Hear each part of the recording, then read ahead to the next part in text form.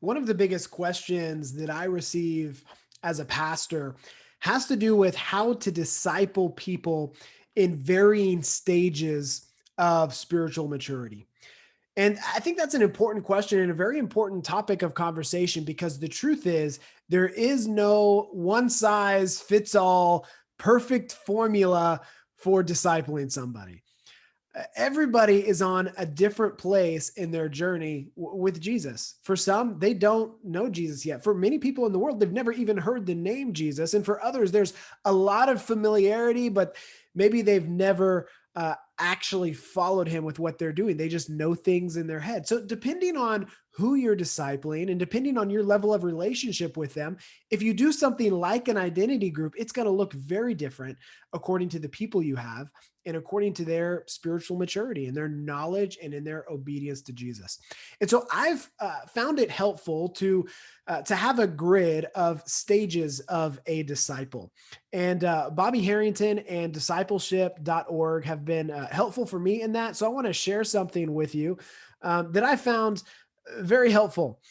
And that is these stages of a disciple. The truth is, you might be entering into a discipleship relationship with somebody who is spiritually dead. They're not a believer yet. And here's what's important to remember. If you're discipling somebody that's not a believer, they do not have the Holy Spirit in them yet. They do not have the ability to become like Jesus yet. They might externally try to do some things, but their heart has not been transformed. They have not been given new life. They have not been born as a Christian. And so your topic of conversation and the way that you lead them towards Christ is going to be very different than somebody else who does have the Holy Spirit, who does have the ability to become more like Christ. Those people, they must be born again. They need to come to a place where they surrender their life to Christ. For many of us, and I think for most people that I'm talking to right now, they're discipling spiritual infants or spiritual children.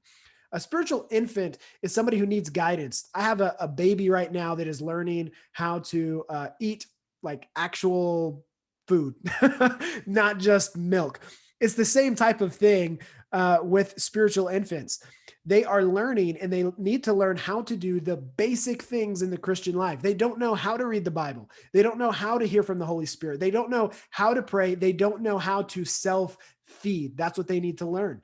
Spiritual children are self focused.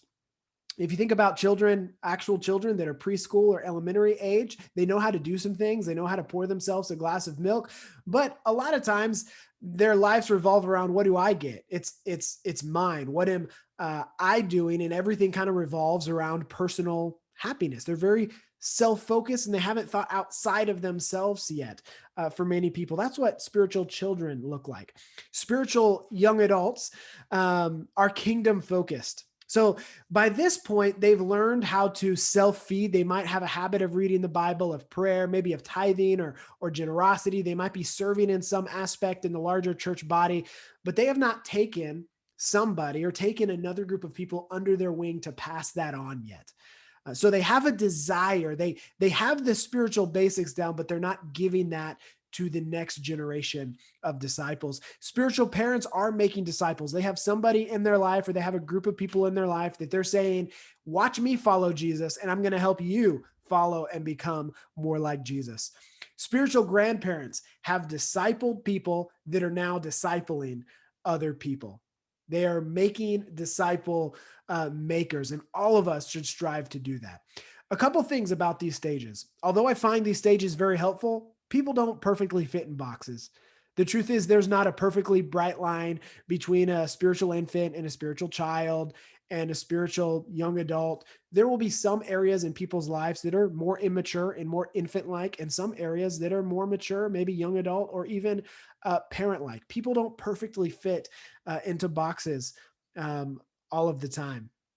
The other thing to think about, and the thing I do like about this grid, is that the goal is making disciples that make other disciples. You have not made a disciple until your disciple has made a disciple. I'm going to say that again because it's important. You have not made a disciple until your disciple is discipling somebody else. That's the goal. That's what it means to be fishers of men. That's what multiplication means.